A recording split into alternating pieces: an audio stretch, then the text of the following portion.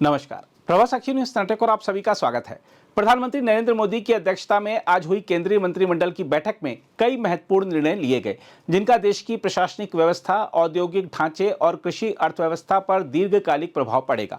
सबसे बड़ा फैसला 2027 की जनगणना के लिए 11,718.24 करोड़ रुपए की स्वीकृति का रहा, जिसे पहली बार पूरी तरह डिजिटल माध्यम से किया जाएगा। केंद्रीय सूचना और प्रसारण मंत्री अश्विनी वैष्णव ने बताया है कि जनगणना 2 चरणों में होगी। हाउस लिस्टिंग और हाउसिंग जनगणना अप्रैल से सितंबर 2026 में होगी तथा जनसंख्या गणना फरवरी 2027 में होगी। लद्दाख, जम्मू कश्मीर के गैर समकालिक क्षेत्रों, हिमाचल और उत्तराखंड के हिमपाती इलाकों में इसे सितंबर 2026 में पूरा किया जाएगा। इस विशाल अभियान में करीब 30 लाख फील्ड कर्मी तैनात होंगे। डेटा संग्रह मोबाइल ऐप पर होगा, जबकि census management and monitoring system portal पूरे अभियान की वास्तविक समय निगरानी करेगा। जनता को स्वयं गणना का विकल्प भी मिलेगा। पहली बार 2027 की जनगणना में जाति संबंधी आंकड़े भी इलेक्ट्रॉनिक रूप में संकलित किए जाएंगे। केंद्र के अनुसार इस अभियान से लगभग 1.02 करोड़ मानव दिवस का रोजगार सृजन होगा। इसके अलावा मोदी कैबिनेट ने कोयला क्षेत्र में बड़ा सुधार करते हुए कोल सेतु विंडो की स्थापना को भी मंजूरी दी है। नई नीति के तहत गैर नियंत्रित क्षेत्रों के लिए कोयला लिंकिंग की नीलामी अब किसी भी औद्योगिक उपयोग और निर्यात के लिए खुल जाएगी। कुकिंग कोल इसमें शामिल नहीं होगा। प्रस्तावित नीति से घरेलू उद्योगों को कोयला उपलब्धता में लचीलापन मिलेगा और आयात पर निर्भरता घटेगी। कोयले को 50% तक निर्यात करने की भी अनुमति रहेगी। साथ ही किसानों के लिए भी कैबिनेट ने राहत का ऐलान किया। कोपरा का एमएसपी बढ़ाकर मिलिंग कोपरा के लिए 12,027 रुपए क्विंटल और बॉल कोपरा के लिए 12,500 रुपए क्विंटल कर दिया गया है।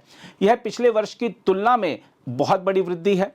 2014 से अब तक एमएसपी में 127 से 129% की वृद्धि दर्ज की गई है। नेफेड और एनसीसीएफ पूर्व की तरह खरीद एजेंसियों की भूमिका निभाते रहेंगे। देखा जाए तो आज के कैबिनेट निर्णय केवल प्रशासनिक स्वीकृतियां नहीं, बल्कि मोदी सरकार की दीर्घकालिक सोच और शासन मॉडल का विस्तृत बयान है।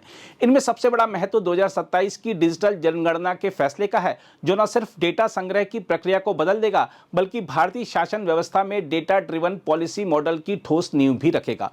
मोदी सरकार लंबे समय से सटीक आंकड़े, सशक्त निर्णय की नीति पर बल देती आई है। डिजिटल जनगणना उसी दिशा में ऐतिहासिक कदम है। साथ ही जाति आधारित आंकड़ों को जनगणना में शामिल करने का निर्णय राजनीतिक दृष्टि से अत्यंत महत्वपूर्ण है।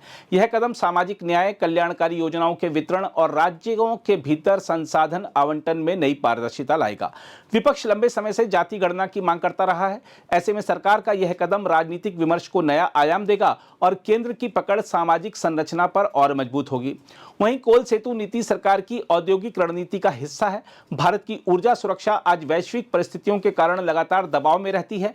ऐसे समय में कोयले के उपयोग में लचीलापन, नीलामी में पारदर्शिता और निर्यात की अनुमति उन उद्योगों को फायदा पहुंचाएगी जो ऊर्जा लागत से जूझते रहे हैं। यह नीति ईज ऑफ डूइंग बिजनेस को भी मजबूत करेगी और कोयला क्षेत्र में वर्षों से चली आ रही एंड यूज प्रतिबंध की जटिलता समाप्त करेगी। इसके अलावा डीजल, गैस और ऊर्जा आयात पर निर्भरता कम करना भारत की सामरिक प्राथमिकताओं में शामिल है। कोल सेतु से घरेलू उत्पादन और उपभोग को प्रोत्साहन मिलेगा, जबकि निर्यात विकल्प भारत को वैश्विक कोयला बाजार में भी प्रभावी उपस्थिति दिला सकता है। साथ ही डिजिटल जनगणना से जो विशाल डेटा संरचना बनेगी, वह रक्षा, आपदा प्रबंधन, शहरी नियोजन और सीमावर्ती क्षेत्रों की जनसंख्या विश्लेषण जैसे क्षेत्रों में सामरिक लाभ देगी। साथ ही कोपरा एमएसपी में वृद्धि दक्षिणी राज्यों, विशेषकर केरल, तमिलनाडु और कर्नाटक में किसानों को मजबूत आर्थिक सुरक्षा देगी।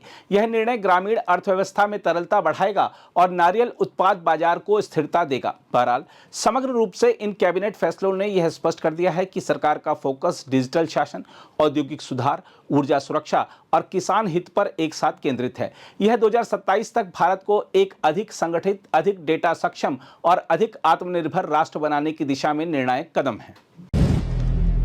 अगर आप भी लेना चाहते हैं देश दुनिया की तमाम जानकारी, तो आज ही सब्सक्राइब करें हमारे चैनल को। साथ ही नीचे दिए बेल आइकन को जरूर दबाएं ताकि हर अपडेट आप तक पहुंच सके।